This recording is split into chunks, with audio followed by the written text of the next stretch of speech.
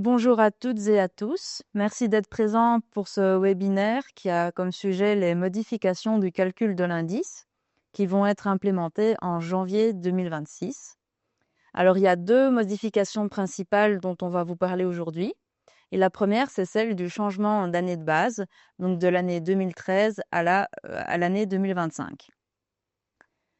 Avant de vous expliquer concrètement en quoi consiste ce changement d'année de base, je vais revenir un petit peu sur ce qu'est un indice et à quoi ils servent ici en Belgique. Et donc, l'indice, c'est quelque chose qui nous permet de suivre l'évolution du prix des produits consommés par les ménages belges. Alors, il en existe plusieurs. Le plus connu, c'est celui de l'indice des prix à la consommation, qu'on appelle aussi tout simplement l'indice ou encore IPC. On a aussi l'indice des prix à la consommation harmonisé ou IPCH, donc qui est assez semblable à l'indice des prix à la consommation, sauf qu'il est calculé au niveau européen, avec une méthodologie donc un peu différente. Ensuite, on a l'indice santé, qui est dérivé de l'indice des prix à la consommation.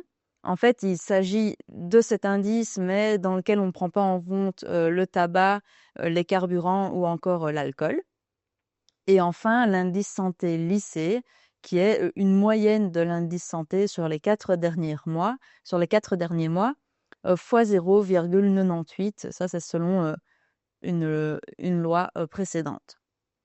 Alors, dans ces indices, les deux premiers, ils servent de base pour calculer l'inflation, alors que les deux suivants, eux, servent de base pour indexer les salaires et les allocations. Et donc, on peut facilement comprendre pourquoi tous ces indices, ils sont vraiment importants dans la vie quotidienne des Belges, mais aussi des entreprises. Et pourquoi donc ça va être important de comprendre les changements qui sont effectués. Alors, pour vous donner un exemple, en octobre 2025, l'indice des prix à la consommation, il s'élevait à 135,44. Et l'indice santé, lui, en octobre 2025, s'élevait à 135,76. Et donc, quand vous voyez ces deux nombres comme ça tout seuls, vous pouvez peut-être vous demander qu'est-ce que je peux en faire? Quelle information ça me donne?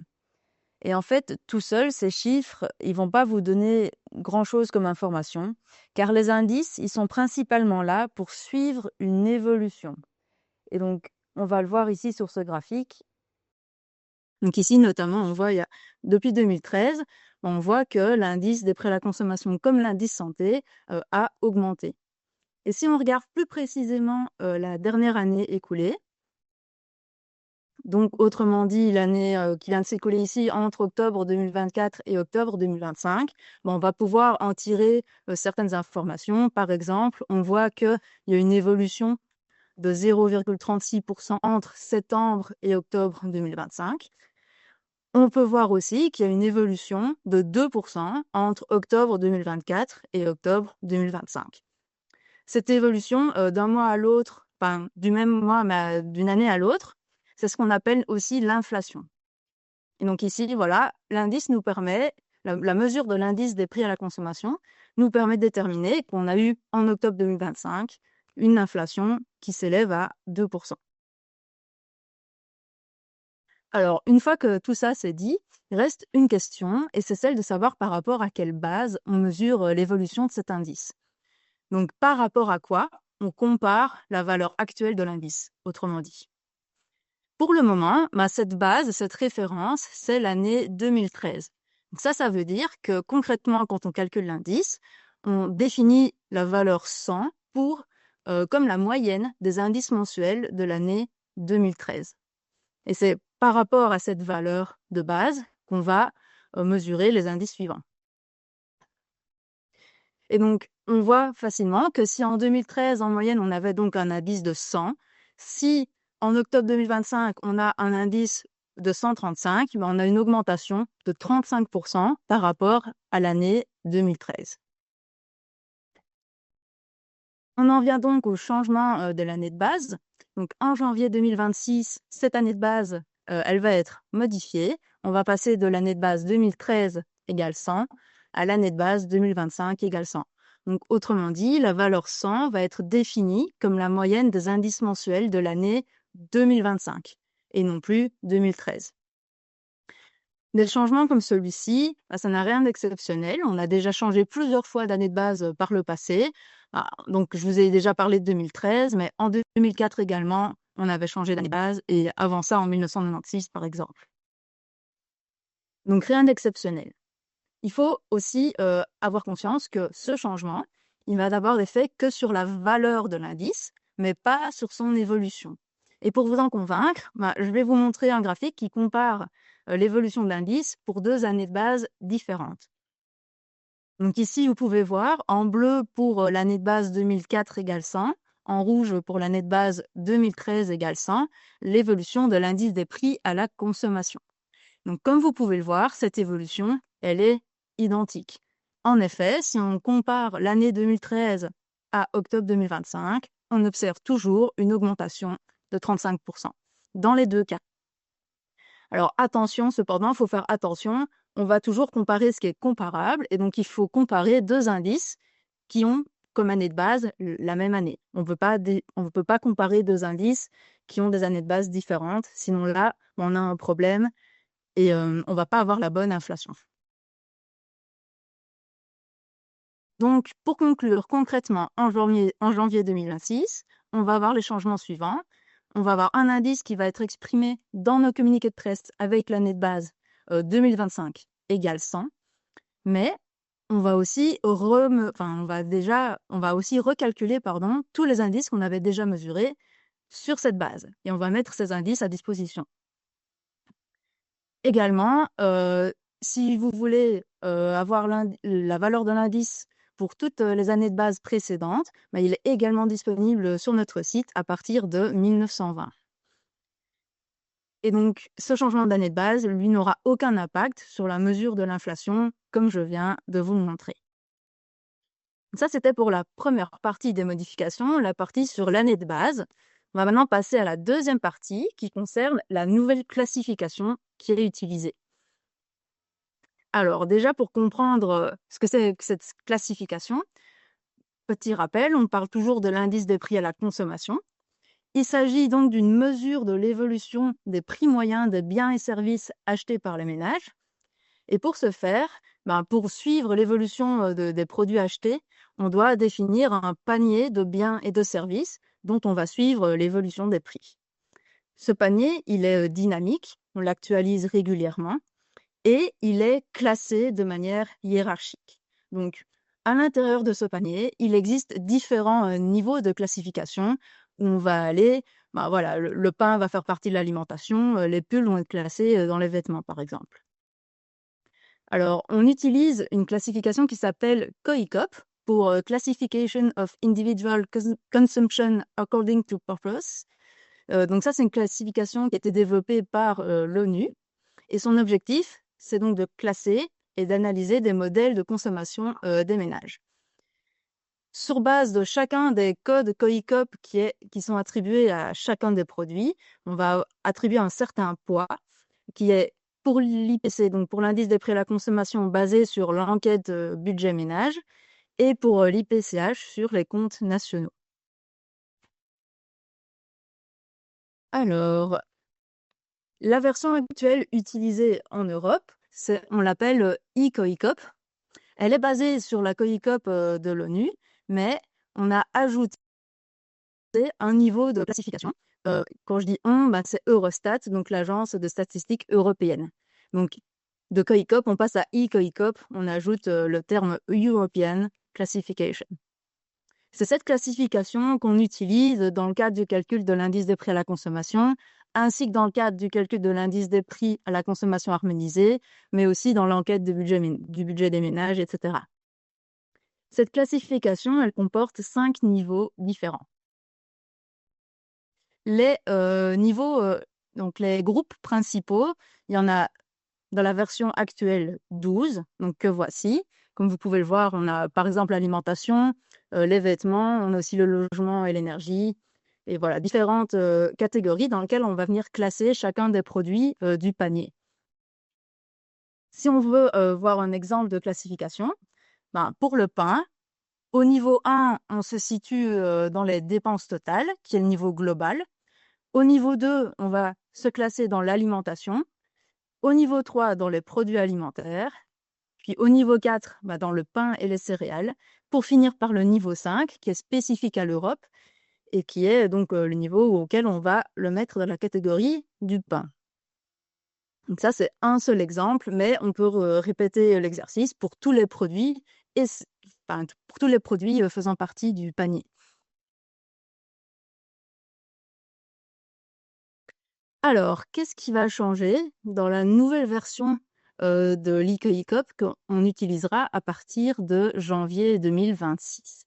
Eh bien, ce sont des catégories qui vont disparaître, qui vont être fusionnées entre elles ou élargies, qui vont changer de niveau, qui vont être ajoutées, etc. Alors ici, je vais vous lister quelques exemples qu'on va voir un peu plus en détail par après. Donc notamment, on peut voir que dans les fruits, avant, on avait 4 subdivisions. Maintenant, on va en avoir 9.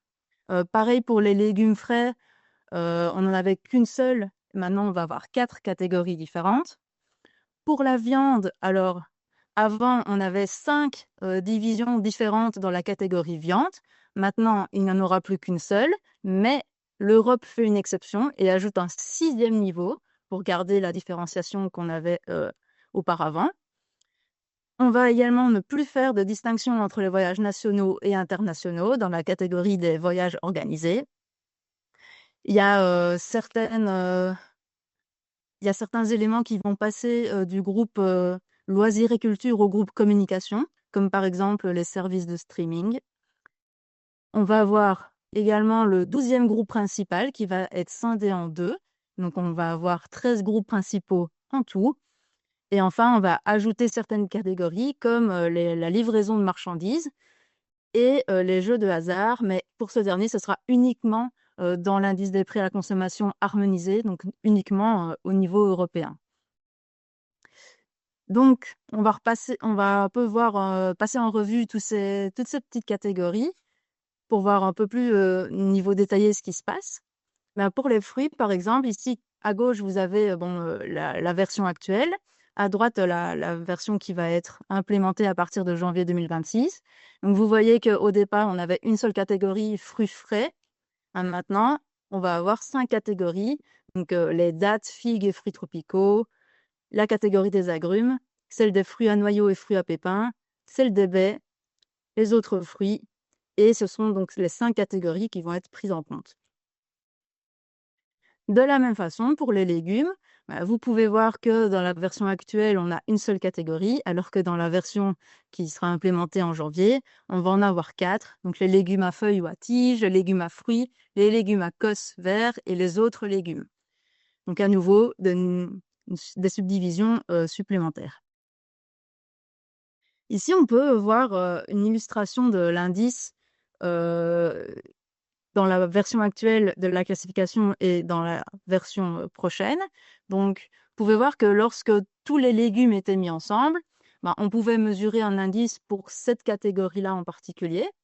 Maintenant que quand les légumes vont être séparés dans leurs 4 groupes différents, vous voyez qu'on a des évolutions différentes selon les groupes pour l'indice. Donc, en fait, le fait de diviser cette catégorie, ça nous permet de voir plus précisément ce qui se passe pour quel type précis de légumes. Donc ici, si on regarde par exemple en orange, vous voyez que les légumes à fruits, ils ont des variations qui sont pas exactement les mêmes que les autres légumes. Donc ça peut être intéressant de les regarder en particulier. Dans la catégorie viande, alors comme je vous l'avais dit auparavant, dans la première version de l'Ecoicop, on avait 5 catégories différentes qui maintenant, pour la nouvelle Coicop, sont rassemblées dans une seule catégorie qui s'appelle viande fraîche, réfrigérée ou surgelée. Et un 6e niveau qui est ajouté, c'est une exception d'Eurostat. Et dans ce 6e niveau, on voit qu'on retrouve nos 5 catégories de départ. Donc en fait, c'est comme si on avait déplacé ces catégories un niveau plus bas. Concernant les jeux de hasard, donc il faut savoir qu'il y a un règlement de l'Union européenne qui indique que certains indices ou certains produits ne sont pas obligatoires pour les États membres. Donc, parmi ces indices, donc les suivants, c'est celui des stupéfiants, des jeux de hasard, de la prostitution, des assurances-vie et des services d'intermédiation financière indirectement mesurés. Et donc, à la suite d'un règlement, les jeux de hasard vont être retirés de cette liste. Donc, ça signifie qu'il va falloir les prendre en compte dans le calcul de l'indice des prix à la consommation harmonisé. Par contre, rien ne nous oblige à l'intégrer dans le calcul de l'indice des prix à la consommation simplement au niveau belge. Et donc, ce ne sera pas le cas, mais donc bien pour l'IPCH. De plus, on va également ajouter donc les livraisons de marchandises. Auparavant, le prix de la livraison de marchandises, il était compris dans le prix du produit en lui-même.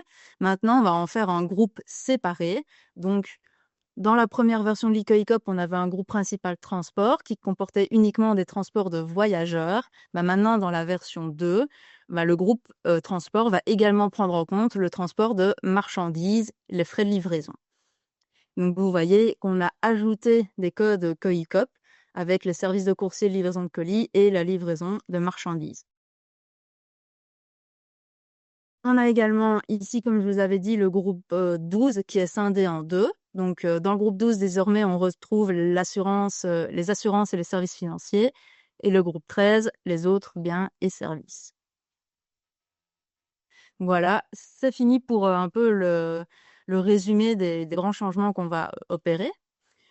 Et donc, on peut se demander à quoi ça sert de faire tous ces changements. Tout d'abord, ça permet de se conformer aux définitions internationales, notamment à celles de l'Europe. Ça permet également d'améliorer la pertinence des biens et des services qui sont repris dans cette classification. Par exemple, on avait certaines catégories qui sont obsolètes, par exemple la réparation de matériel de téléphonie ou de télécopie, et aussi de prendre en compte de nouveaux biens et services, à savoir par exemple les abonnements à des services de streaming qui sont des services plus actuels. On a aussi des changements qui concernent des biens et des services qui vont mieux s'intégrer dans d'autres catégories que précédemment. Par exemple, les logiciels qui changent de catégorie. Donc, il est important de noter qu'il s'agit plus d'une réorganisation de la classification, mais pas d'ajouter des nouveaux produits en tant que tels. Donc, c'est vraiment une question d'organisation, de classification. Et c'est au niveau détaillé que ça se passe principalement, pas au niveau global. Donc, les données historiques vont être publiées. Donc, pour l'IPC, donc l'indice des prix à la consommation, il sera publié à partir de janvier 2006 dans les COICOP V2. Pour les PCH, ce sera à partir de janvier 1996. Et donc, à partir de 1996, c'est jusqu'au niveau 4. Mais pour le niveau 5, c'est à partir de 2005. Et donc, comme je vous le disais, au global, l'IPC, donc l'indice des prix à la consommation, l'indice santé et l'indice des prix à la consommation harmonisé restent inchangés pour les données historiques. Donc, c'est-à-dire que ce changement d'organisation, de répartition des catégories, n'a pas d'influence au niveau global pour les valeurs historiques de l'IPC. Niveau du calendrier, donc à partir de janvier 2026, on appliquera les COICOP V2 que je viens de vous présenter dans le calcul de l'indice des prix à la consommation et dans celui de l'indice des prix à la consommation harmonisé. Toutes les données historiques seront disponibles sur le site web de Statbel. Et donc à partir de cette date, on aura également les jeux de hasard qui seront inclus dans l'indice des prix à la consommation harmonisé.